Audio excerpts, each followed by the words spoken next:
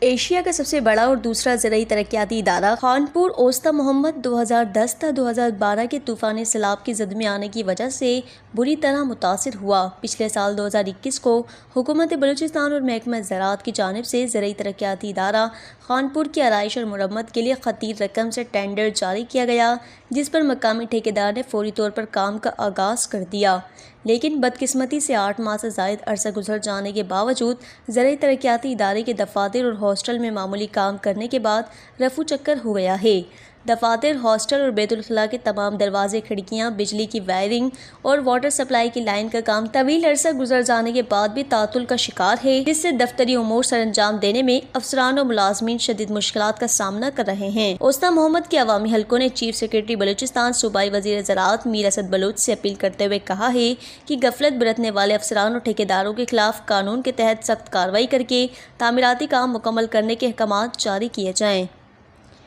وش news اوسطا محمد۔